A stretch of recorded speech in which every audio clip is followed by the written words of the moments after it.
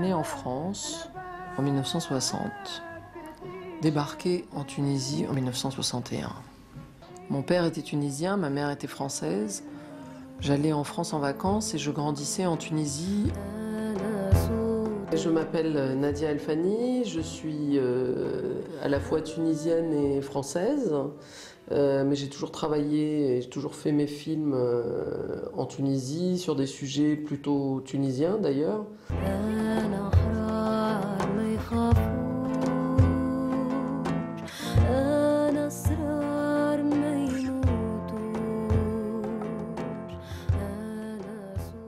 Nadia, elle a donné de sa personne hein, à travers ses derniers films. Donc là encore, c'était quand même particulièrement courageux. Et voilà, c'est quelqu'un qui va au bout de ses engagements. De liberté, de justice sociale, d'égalité homme-femme, de laïcité, parce que je crois profondément en la laïcité. Je préfère parler d'engagement que de militantisme, même si l'engagement peut amener à militer. Quand je suis dans la rue et que je suis une femme, je ne suis pas dans la rue comme est un homme. Moi, je l'ai vu pendant la Révolution. Les hommes, ils pouvaient aller sur les terrains hyper dangereux, hyper reculés de la Tunisie, filmer la nuit, c'est pas mon cas. Que la raison première pour elle de faire ces films, ce soit un acte de militantisme. Je pense que c'est vrai, ça parle de choses qui la touchent, qu'elle a envie de dire, peut-être de cracher, voilà, de sortir. Mais d'abord, il y a quand même d'abord un acte de cinéma. Ouais. Que tout ce qui est religieux est absolument digne de respect, mais par contre, ça concerne les individus et il n'y a pas un groupe qui doit imposer sa pensée religieuse sur un autre. Plein d'engagements qui, pour moi, sont des valeurs universelles, la dignité humaine, c'est très important. En Tunisie comme ailleurs, il y a toujours des personnes qui vont dire « tu vas trop loin ». Chacun peut dire, il y a des manières de le dire ou pas. En tout cas, elle a dit, maintenant c'est fait. Mais justement, c'est parce qu'il y a des personnes qui vont dire tu vas trop loin, tu vas déranger les gens, qu'il faut aller aussi loin que cela. Pour moi, l'injustice, c'est une humiliation.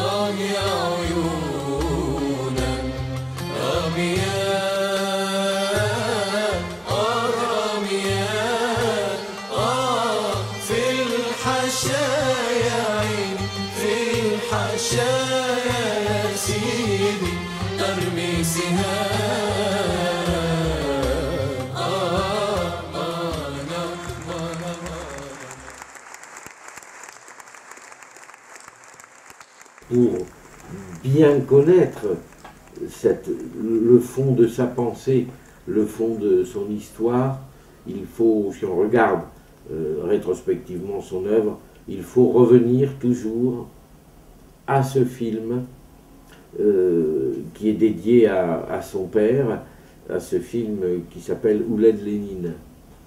Là-dedans, on a déjà nombre d'expressions de sa personnalité en tant qu'individu, de sa personnalité en tant que cinéaste, de son langage cinématographique. Ils sont relégués à la cave parce que personne ne les lit, et moi non plus, je les lis plus. Il y a des petites feuilles, Il y a des petites feuilles, particulièrement celle-là, la fameuse phrase de Marx sur la religion. La détresse religieuse est pour une part l'expression de la détresse réelle et pour une autre la protestation contre la détresse réelle.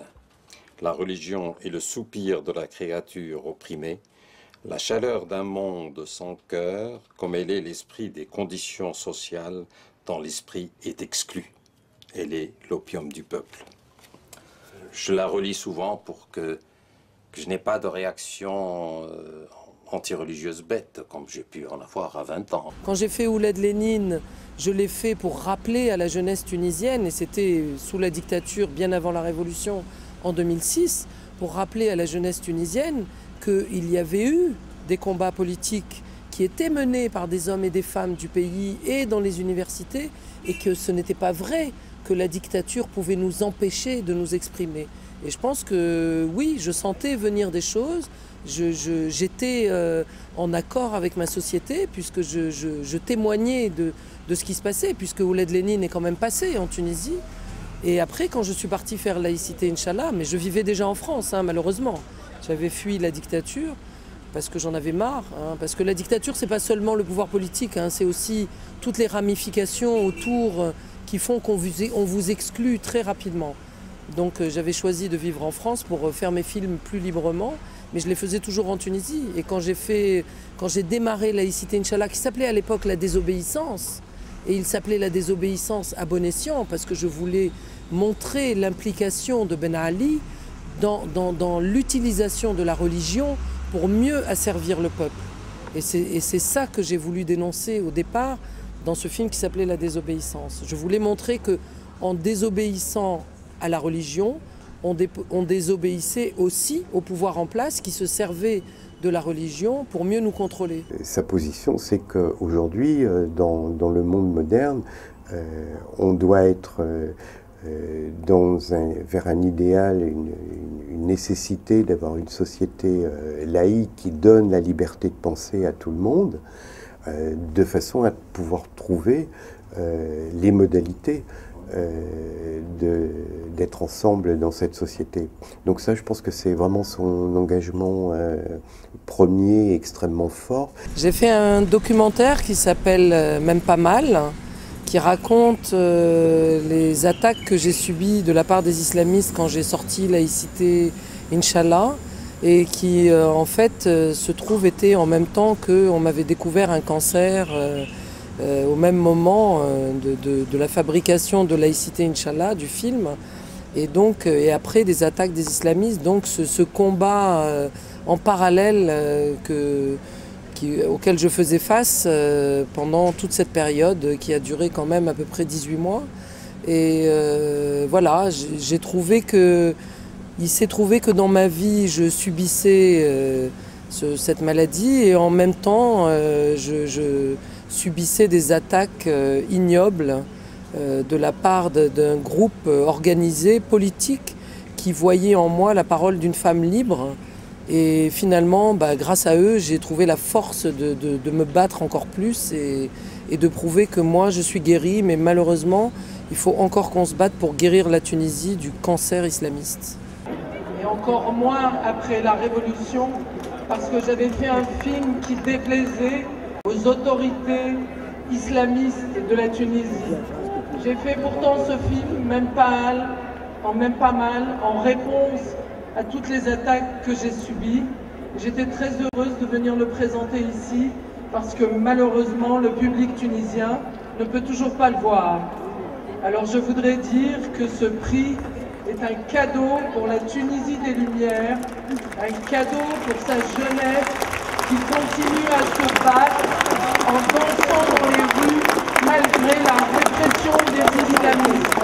Et j'espère que toute l'Afrique sera bientôt démocratique, libre et laïque.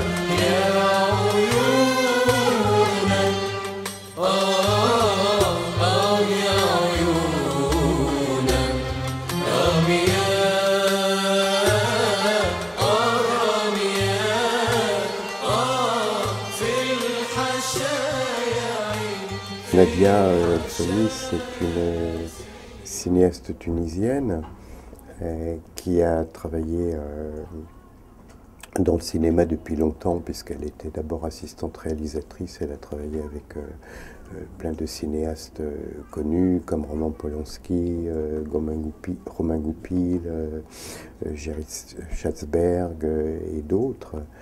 Et puis elle a commencé à faire ses propres courts-métrages, jusqu'à s'engager en 2001 sur un long, Bedouin Hacker, qui était quand même un film extrêmement novateur pour l'époque. Moi, je pense que Nadia El-Fani a un côté très provoque, et à la fois provoque et ludique. C'est une rentre-dedans, c'est une audacieuse, c'est une manfoutuste, c'est une... Ben voilà, c'est un personnage assez déjanté qui crée beaucoup de mouvements là où elle est, partout où elle est. Parce que c'était des accroches, tout le temps, des coups de gueulante avec tous les réalisateurs, c'était des décisions à prendre. Et elle, c'était une battante. Donc elle m'effrayait parce que voilà, quand elle parlait, c'était vraiment non, je ne suis pas d'accord, on ne fait pas quoi, la guilde doit faire ci, pourquoi un tel a fait ça. Et moi, je la regardais, je me dis, la femme là. Oui, c'est ça. Après, de l'extérieur, certains vont peut-être penser qu'elle s'énerve facilement, mais elle ne s'énerve pas sans raison. Ces combats sont souvent justes. Après, ils peuvent être mal perçus par certains, mais les combats sont réels. Une femme qui lutte, une femme qui refuse la fatalité ou de la religion ou d'un régime politique, une femme qui refuse de se laisser enfermer dans un rôle spécifique qui serait celui de la femme dans son pays, et une femme qui décide de s'exprimer, de prendre la parole et cette parole-là de la porter auprès de ses concitoyens en Tunisie, mais aussi au monde entier. Liberté, démocratie, laïcité. Liberté, démocratie, laïcité. Liberté, démocratie, laïcité. Liberté, démocratie, laïcité. Liberté, démocratie, laïcité. Liberté, démocratie, laïcité. Liberté, démocratie, laïcité. Liberté, démocratie, laïcité. Moi, je suis de mère française, de père tunisien. Tous les deux communistes qui se sont connus à Paris en faisant leurs études pendant la guerre d'Algérie. Donc j'ai baigné, mon père était un des dirigeants du Parti communiste tunisien, donc j'ai baigné dans la lutte, le combat, etc.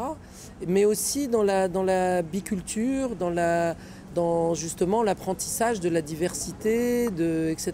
Et je pense que c'est une ouverture. Le métissage est une ouverture. Son père était un membre éminent du Parti communiste tunisien. Et ça l'a amené, entre autres, à beaucoup réfléchir et à s'engager sur du militantisme politique dans le sens de la laïcité, de la liberté, mais aussi de la liberté de l'individu d'ailleurs, parce que ces courts-métrages parlent aussi de ça, y compris les choix de vivre comme on l'entend. Influence ne veut pas dire autorité, je veux dire... Influence, j'ai adhéré à ces idées parce que je crois qu'elles sont justes. Mais je vais vous dire une chose, c'est plus ma mère qui m'a transmis le militantisme communiste que mon père. Mon père était un dirigeant, il était un penseur politique, mais dans l'éducation, il n'était pas... Il le dit dans Ouled Lénine d'ailleurs. Il dit « je n'ai jamais fait de prosélytisme, même au sein de la famille ». Alors que ma mère, elle était plus, non, il faut aller vous inscrire aux jeunesses communistes, il faut ceci, je dirais que c'est plus les mères qui transmettent, vous voyez, que ce soit les traditions traditionnelles ou les traditions politiques. Déjà, la double culture, deux êtres humains très engagés, intelligents, deux personnes fortes de caractère. Voilà, je viens d'une famille comme ça, ouverte. Ma grand-mère était croyante et elle est même allée au Hajj, comme on dit, ma grand-mère tunisienne. Ma grand-mère française aussi était croyante. Et pourtant, nous sommes athées. Dans la majorité des enfants on est 5 frères et sœurs, pas de la même mère, parce que mon père est remarié. Et voilà, mais aujourd'hui, on n'est pas tous amis parce que je fais des films qui parfois...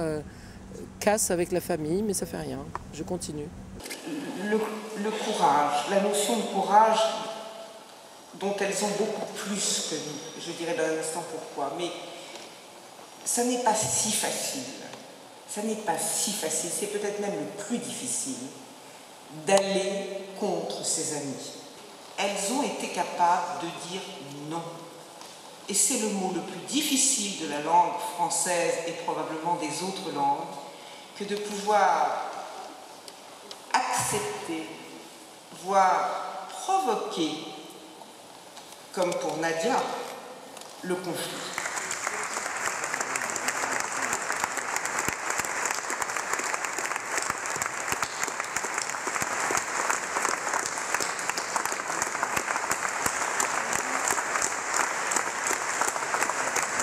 Justement, j'allais chercher l'histoire du pays, mais c'est en allant dans l'intime avec les gens que j'ai obtenu l'histoire du pays. Et c'est justement en posant le moins de questions possible, mais en revanche en discutant, en amenant des réflexions sur des faits qui en amenaient un autre, etc., qui finalement finissaient par ressortir quelque chose sur lequel j'avais posé aucune question, mais qui était boum. Et souvent, moi je laisse parler pendant même parfois 2 heures pour obtenir les 3 minutes à la fin, qui vont être les 3 minutes qui vont tout synthétiser et tout dire, et qui vont être dans une forme de récit, comment dire, de conversation, quoi. Et je pense que c'est ça qui est intéressant quand on met une caméra, c'est que d'un seul coup, quand la personne qui est là oublie qu'il y a la caméra. Alors je ne sais pas si c'est ça piégeur ou tireur, mais ce qu'il faut, c'est arriver à faire oublier à un instant à la personne qui est là, mais qui en a forcément conscience. Et c'était intéressant. C'était intéressant. Je me dis, ah, c'est pas mal, l'espionnage et tout. Et ensuite, le film qui m'a marqué aussi, c'est le film sur elle. Laïcité, Inch'Allah. Et ça m'a troublée parce que c'est se mettre en scène. Voilà, c'est se mettre en scène et je me dis, il faut beaucoup de force pour arriver à combattre la maladie au cinéma ou avec le cinéma ou à partir du cinéma. D'oser se montrer dans des états où on est malade, on n'a pas envie peut-être de parler, mais elle, c'était ça. Donc, c'est comme un témoignage, c'est un témoignage, je crois même, je pense. Et cette belle histoire, en fait, m'a marqué en me disant, ah, au cinéma, on peut faire ça aussi, et aussi bien faire. Donc, c'était un chapeau, c'est aussi un grand respect pour cette dame. Laïcité, Inch'Allah, le film se trouve être au tournant de l'histoire de la Tunisie, au moment où Ben Ali va petit à petit lâcher prise et va être chassé littéralement du pouvoir par justement la révolution tunisienne, comment en même temps surgit un nouveau problème, une nouvelle problématique qui est celle de l'importance des musulmans ou des frères musulmans ou d'autres mouvements qui vont prétendre que l'identité de la Tunisie, c'est une identité musulmane, un point, c'est tout. À un moment donné, a réussi à être en Tunisie, au moment où il se passait des choses, et du coup, ça a donné peut-être le petit coup de pouce qui lui manquait jusque-là. Et tant mieux pour elle, franchement, tant mieux pour elle, parce qu'elle s'est toujours battue, elle a toujours tenu bon, elle était dans le cinéma avant moi. Alors moi, je suis déjà pas mal fatiguée, tu vois. Donc quand je vois que, voilà, elle est revenue comme ça au premier plan, je n'ai qu'à lui tirer mon chapeau, parce que franchement, elle le mérite, elle n'a jamais lâché. Elle n'a jamais lâché ce métier de merde. Un film qui critique finalement la soumission politique à, comment on va dire, une idée religieuse de la société et de sa gestion politique. Et donc c'est une recherche de l'interrogation sur cette notion de la laïcité. Aujourd'hui, le film s'appelle Laïcité, Inch'Allah, et il a été extrêmement attaqué par les islamistes, et ça lui a donné l'occasion de faire en partie le sujet de son dernier film, même pas mal, puisqu'elle reprend toutes ces attaques qu'elle a subies, y compris des menaces, l'impossibilité de montrer son film en Tunisie.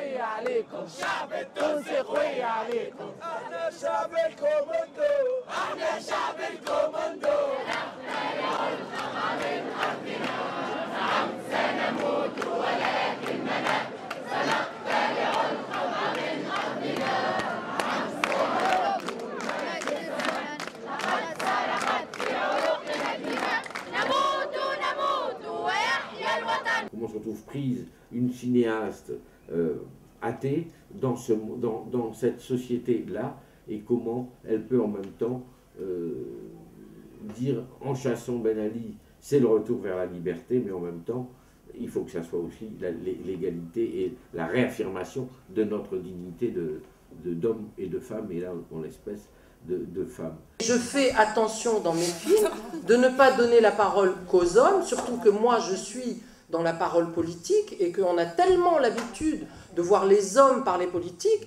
que moi, comme je filme des femmes qui parlent politique, on me fait le reproche inverse. On dit « Ah, mais dans ton film, il n'y a que des femmes ». J'ai dit, c'est quand même extraordinaire. Quand ce sont des hommes qui parlent politique, jamais on dit, mais pourquoi il n'y a que des hommes? Alors que dès qu'il y a des femmes, on dit, mais t'es allé les chercher, ou je ne sais quoi. Non, je ne suis pas allé les chercher. En Tunisie, les femmes, elles parlent politique.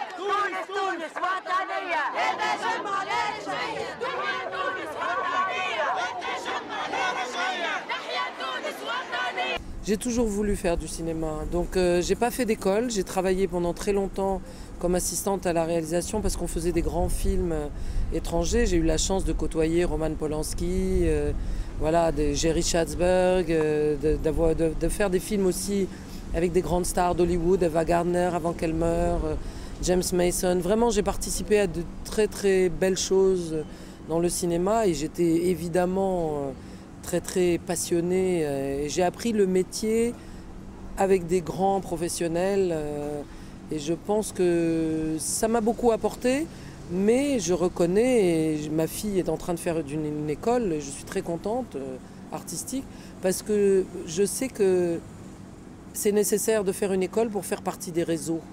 Et moi, c'est ce qui m'a manqué dans ma carrière, c'est que comme je n'avais pas fait d'école, je n'étais pas reconnue. Et ce qui me fait plaisir aujourd'hui, c'est de voir que par mes films, aujourd'hui, je suis reconnue. Nous allons prier Abouko Babou de remettre donc ce premier prix du documentaire, montant 3 millions de francs CFA pour le film Même pas mal de Nadia Elfani de Tunisie.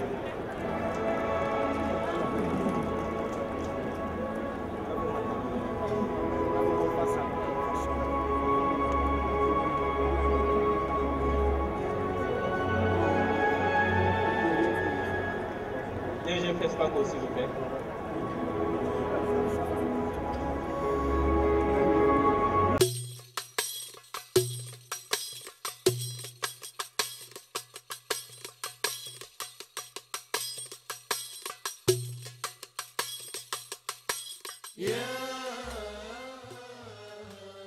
Je ne supporte pas l'injustice, c'est quelque chose qui me révolte et je n'ai jamais considéré que la lutte politique ne valait la peine que si elle me rapportait à moi quelque chose personnellement.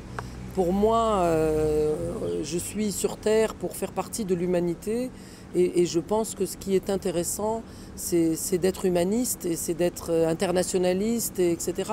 Et ça ne peut pas être quelque chose qui me concerne personnellement en tant qu'individu, mais en tant qu'individu au sein d'un groupe d'individus. Donc, oui, peut-être je suis faite ainsi, c'est un moteur chez moi, j'ai besoin de mener combat pour vivre. Je n'aimerais pas qu'on m'oblige à être dans un moule. Je suis ce que je veux et personne n'a le droit de me dire que je dois être. Je ne regarde personne. Et c'est ça que je viens revendiquer.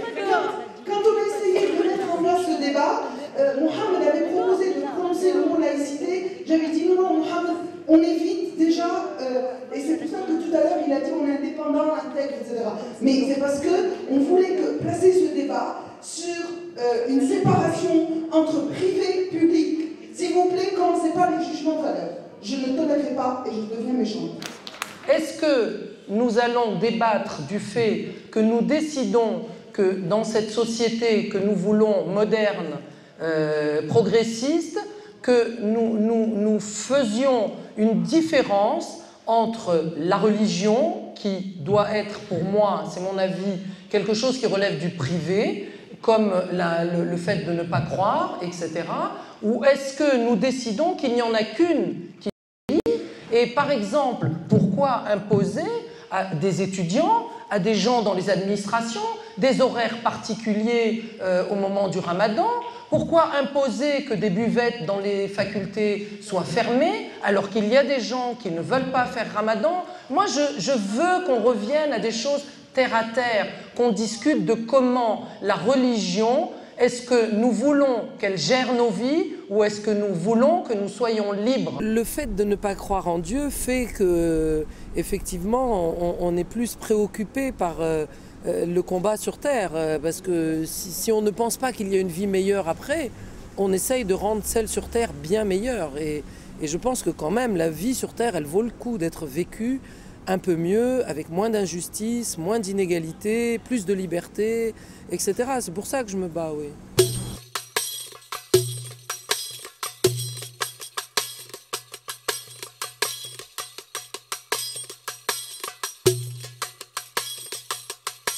Yeah.